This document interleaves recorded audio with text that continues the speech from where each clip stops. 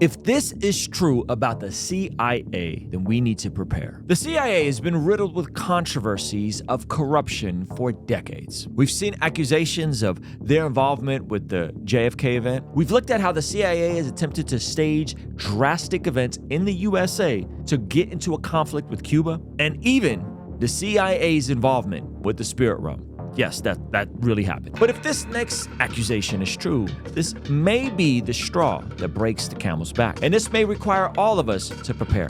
And I'll explain exactly what I mean by that with a passage of scripture towards the end of this video. But before we get into that, guys, my name is Ruslan. This channel exists to encourage, empower, and inspire you to live a life that blesses God. And I promise you, that's what this video is ultimately going to be about. But if you're new here, if you're not new here, please make sure to hit the subscribe button. There's a huge percentage of the people that watch this channel, unfortunately, are not subscribed. All right, let's jump into this video. So I was scrolling on my YouTube feed and came across this video from Breaking Points that says 100% drop in Afghan opium. Okay, I found this intriguing, and it's reminding me of a different situation that we'll get to later. And so when we invade Afghanistan, what is our relationship to the cultivation of poppy? Well, so the U.S. invaded Afghanistan just 5 months after they had completely eradicated poppy from Afghanistan. And that invasion force was led by the CIA, backed by JSOC and Delta Force. And they immediately teamed up with many of the same narco warlords that had taken refuge in the north of the country, which was the only part of Afghanistan where production was still taking place. Now, you might be confused on what's going on. Let me explain it to you. The United States withdrew from Afghanistan in 2022 in a rather bizarre and shameful way, the way that whole thing happened. But what people discovered since then is that Afghanistan was a huge developer of poppy. Poppy is what's used to create opium. Opium is what it comes from. So what he's saying is that since the United States left Afghanistan, their production of opium has completely halted. So that begs the question, is the U.S. actually fighting the war on drugs? Well, we're going to come back to that in a moment, but let's come back to this clip and get a bit more context on what happened. And we called that group of militias and warlords the Northern Alliance. And not all of, I don't want to say that every single one of the individuals that was part of that effort was involved in trafficking, but many of them, especially the Tajik and Uzbek warlords, Rashid Dostum, I think chief among them, were deeply involved in the international heroin trade, and the CIA knew it. And when they installed the new Afghan government led by Hamid Karzai, one of the government's first actions was to legalize poppy cultivation. Yes. So the CIA knew it. That is what he just said. The CIA knew it. By the way, this is not caping for the Taliban, saying they're doing good work, or I don't think that's what Crystal and Sagar from Breaking Points are saying either. But it is interesting that the moment the United States leaves and the moment the CIA is not involved, we see a complete drop-off of opium being produced and the international trade flourishing in Afghanistan. A fact that went almost entirely unremarked in the American press. Within a single year, production in Afghanistan was back to pre-Taliban highs of production. There were known narcotics traffickers in control of all of Afghanistan's major producing areas, including the Helmand, Nangarhar, Kandahar, Jalalabad, all these areas where either poppy was cultivated or heroin was trafficked internationally. And within 8 years, Afghanistan was producing 10 times more heroin than the rest of the world combined. So just to clarify, before the U.S. was there was no opium being produced. The U.S. establishes a government in Afghanistan, and all of a sudden there's 10 times the amount of opium being produced in Afghanistan than anywhere else in the world. Largest drug output. It was the largest production of or any drug in world history. I mean, I really want to emphasize the scale of this. Heroin in Afghanistan, the production of it was around topped out and stayed at the level of about 1,000 metric tons of pure heroin per year for almost 15 to 20 years on end. That's double the global demand for heroin. Double the global demand for heroin. Seth, my last question for you is an intentionally naive one. How does this square with the U.S.'s relatively draconian anti-drug policies? Well, when you say relatively draconian anti-drug policies, I guess you're referring to the criminal penalties that are available to punish traffickers that are caught here in the U.S.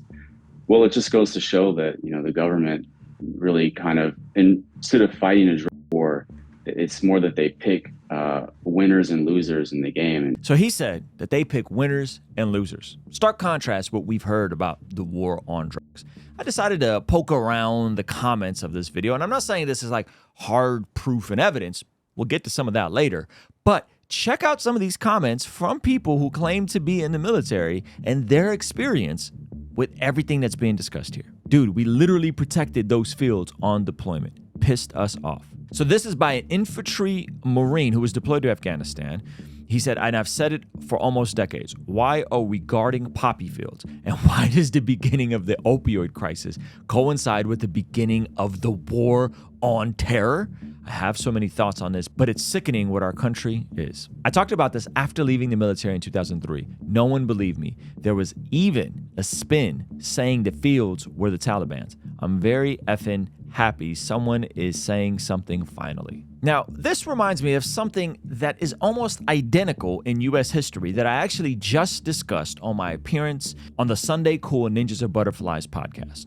I think the most interesting conspiracy, I don't even know if you can call that a conspiracy. I'd love to hear you guys' thoughts because that directly impacted my wife's family is, did the CIA look the other way when there was crap and cheap cocaine 100%. flooding the streets of California, Los Angeles specifically? I don't think they looked at that. I think that they... You think they were full on? That was Nixon. That was Nixon, right? It was Nixon and Reagan. Yeah, Reagan. Those the Warren. Yeah. Yet they were bringing a ton of... Oh, yeah. Yeah. And high, like literally in central black communities. Mm-hmm. Yeah. And that was, I mean, dude. I think the CIA, so the CIA, they operate outside of elections, right? So like there's no one elected to be the head of the CIA. Yep. So like that in and of itself is like their morality can be thrown out the window. Mm-hmm. And for profit, for control, for coups, like for the betterment of the United States of America.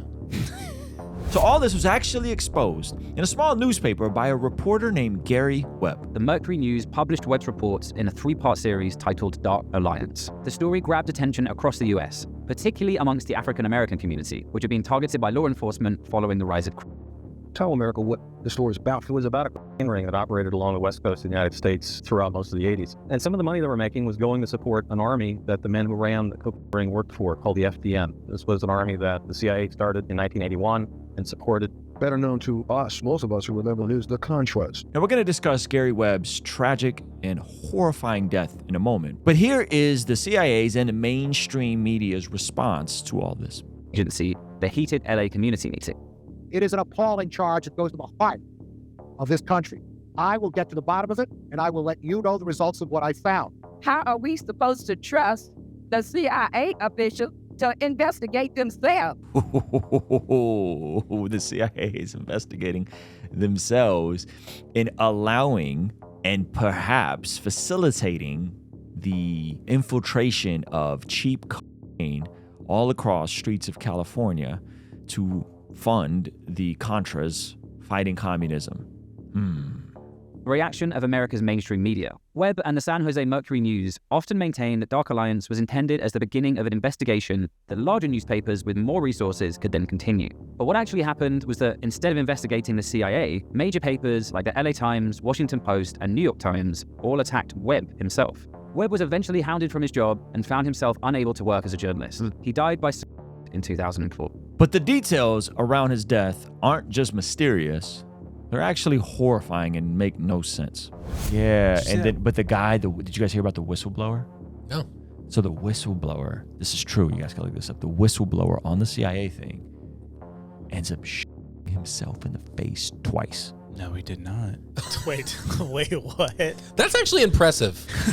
If you can do that, that guy's really talented. So he killed himself again. Twice in the head. In the back of the head. It was in the back. It was like, I think it was like on the side. Yeah. Yeah.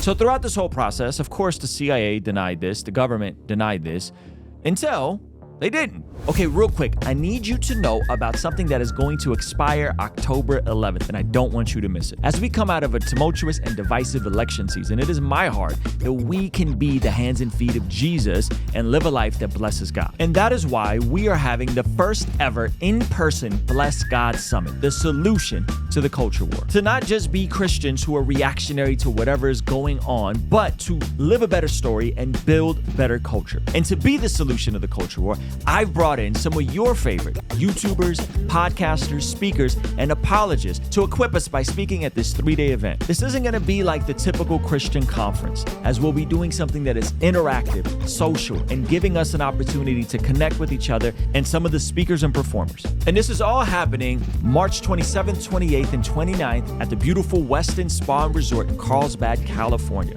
The good news is we got the prices down to the bare bones to make sure that our day one supporters can get a bit of a discount so you can bring your whole family. Now, the bad news is this price is only available until October 11th. So don't miss the best time to get your tickets and go to blessgodsummit.com now. People got more and more lost in the minutiae of attacking or defending web journalism. The focus on the CIA's involvement in drug trade began to get lost. The fact that internal CIA documents held up as a good example of managing a public relations nightmare.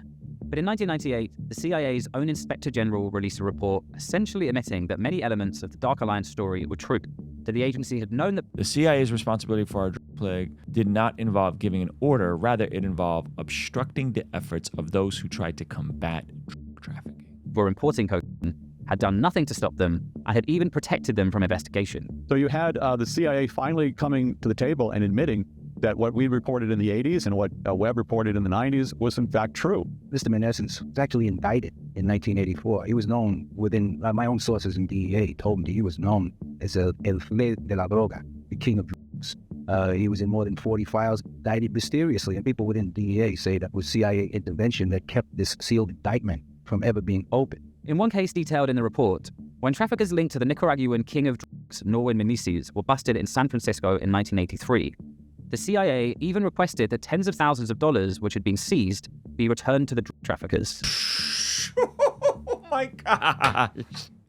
Give them their money back, the CIA said. Oh man, I'm going somewhere with this, guys.